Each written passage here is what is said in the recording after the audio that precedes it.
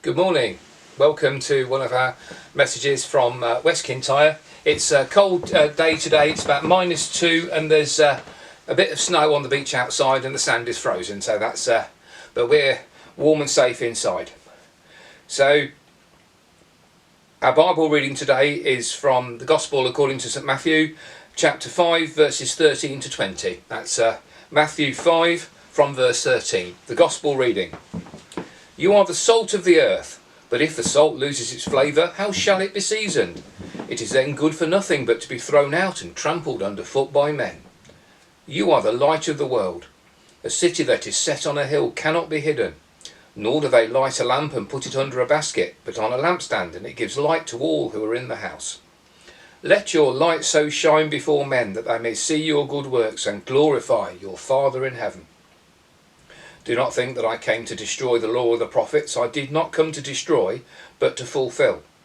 For assuredly I say to you, till heaven and earth pass away, one jot or one tittle will by no means pass from the law, till all is fulfilled. Whoever therefore breaks one of the least of these commandments and teaches men to do so, shall be called the least in the kingdom of heaven. But whoever does and teaches them, he shall be called great in the kingdom of heaven.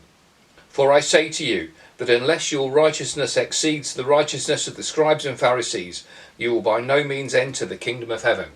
Amen. Thanks be to God for this, his life-giving gospel. To his name be the praise and the glory. Right, well, we're going to incline our ears to the gospel message this morning, and it's very important that we hear correctly and we understand what we are listening to, and we don't go away with the wrong impression or the wrong idea. Like little Johnny, who was told the family were taking a trip to London, and he was asked, where would you like to go? And he said immediately, I'd like to go to Thames Station. And his dad was a wee bit put off by this, because he had a sort of bingo card for what Johnny might have said, like Houses of Parliament, Buckingham Palace, Trafalgar Square, British Museum, or maybe the Science Museum, or possibly, expensively, the big Lego shop in Leicester Square, where they've got lots of bricks that you can pile through and some play tables that you can have a go at. And that, and obviously. But he said, no, okay, Thames Station, do you mean like King's Cross Thames Link?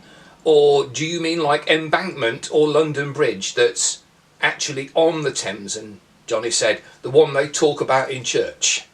Lead us not into Thames Station. So, there's this passage here from verse 13. You're the salt of the earth, but if salt loses its flavour, how can it be seasoned? It's good for nothing but to be thrown out and trampled underfoot by men. That's the trigger phrase for a lot of what I call the easy preach. You can come in with this passage, and the bits in this passage, and you can start shouting the odds. Come on, you feckless people, get out there, get on the buses and do something, and all that. And we've all been in churches where that sort of thing happens, haven't we? In fact, it was a bit on the buses, because I thought at one point that my church leader was channeling Butler, sort of Blakey, and going like, come on,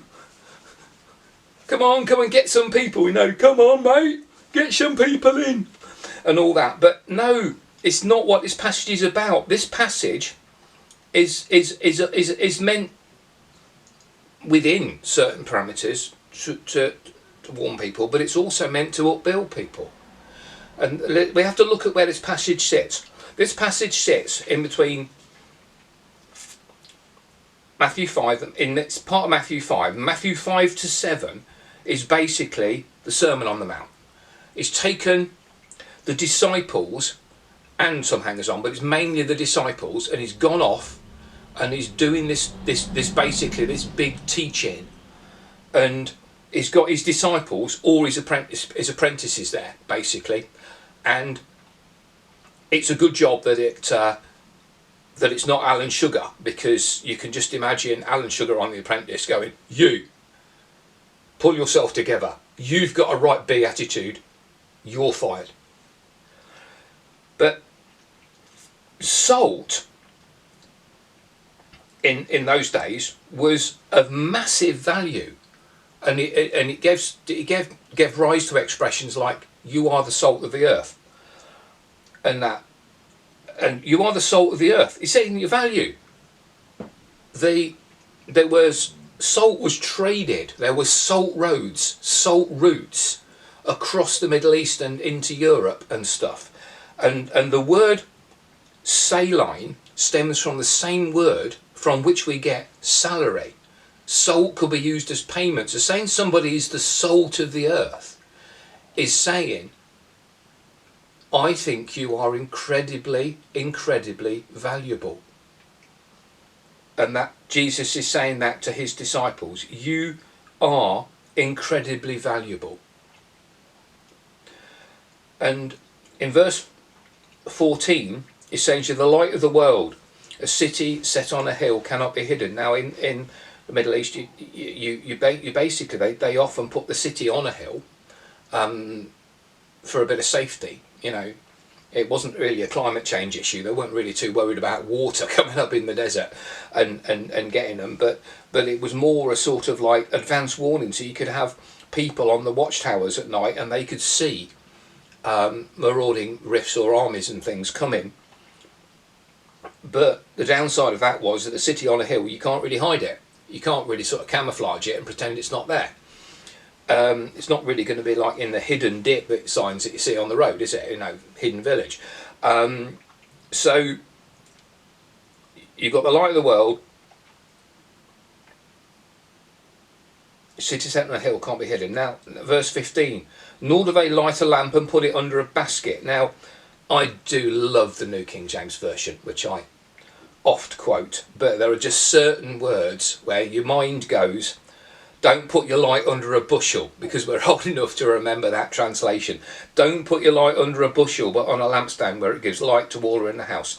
Now, Jesus, at this point, is wearing his Captain Obvious t-shirt, and he's doing one of his illustrations of just something that you just wouldn't do. And this is like as, don't try to take the speck out of your mate's eye when you've got a plank sticking out of your own, because you couldn't, because you've got a 6-foot plank sticking out. You couldn't get close enough to be like Tyrannosaurus Rex, wouldn't you? Your arms are too short, you know, because you've clouted the bloke round the head with your plank before you got anywhere near with the tweezers to get the speck out. And a bushel is a bunch of wheat, basically a measure of wheat, tied round the middle with a bit of baler twine, or the early Judean equivalent thereof. And basically, a lamp from the Middle East in that period is basically going to look like Aladdin's lamp. It's going to look like a gravy or sauce boat, a little pot thing with a hole there to pour the oil in, and the wick coming out a spout or something. And you're not going to put a naked flame, unguarded lamp under a bunch of wheat, because if you do, you won't have a bunch of wheat very long. And if you've got several stacked up in the corner of the downstairs, you in all likelihood, very shortly, you won't have a house. So he's using the illustration of hiding the light of Christ in yourself, in ourselves, as something that anybody with 2 brain cells banging around in their cranium, they're not going to do. We're not going to do that. So basically, with like to a thing we're not going to do, we are not going to deny him, and we should not hide the light of Christ. There's a difference as well between being actively, you know, going out with a big black Bible and shouting in the town centre or something. Now we can do that, and you'd like to think that it works for some people in some point, because lots of people choose to do that as evangelism method. So you would hope it works. Been tried and tested over the centuries. Does it work? Hopefully.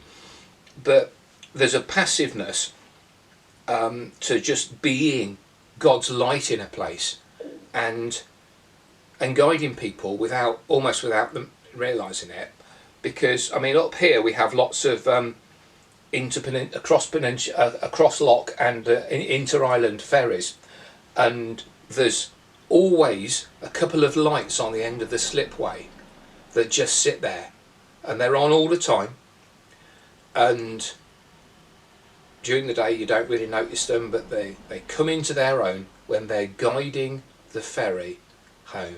They're not actively doing anything, they're just being there and being that light, but it's passive, it's guiding the ferry home, and we can do that with people around us.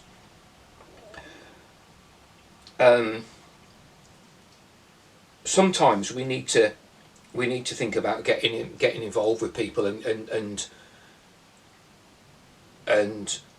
saying this stuff. I mean, we do have times. I mean, like last year there was a big storm and we lost our power, our electric, for four and a half days up here, and that was quite challenging and interesting. Now, John Swinney, the Scottish First Minister, he came on the telly and the radio and sent texts out and stuff, and was going like, okay, there's a storm coming. I'm paraphrasing slightly. There's a storm coming. Charge your phones. Make sure you've got a torch that works. Get some wood for the fire if you've got fire. Get ready. Boil some water, stick it in a flask and all that. Make sure you've got some supplies in that you can eat cold and stuff like that. And prepare and check your neighbour.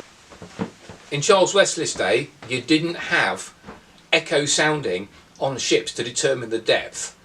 You had to do it by hand, and you had a guy at the front with a lead weight on a long thin rope marked off in divisions every 6 foot in fathoms, and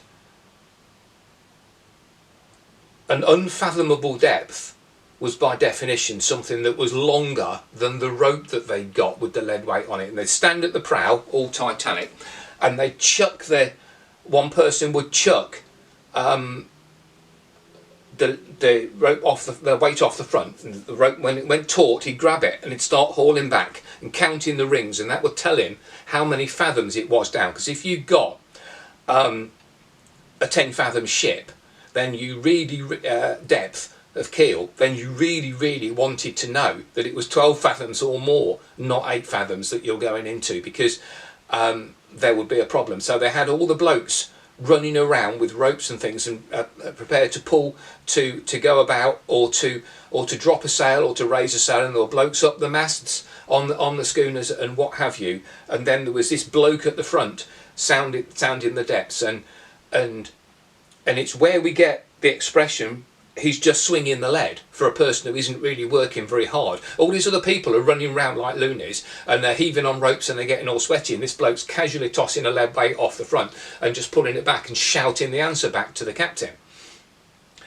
But it's sounding the depths, and he's finding out how deep it is and where the bottom is. And the point of the illustration is that the devil has tried to find the point at which God's love stops, and he has failed. It's in vain the firstborn seraph has tried to sound the depths of love divine.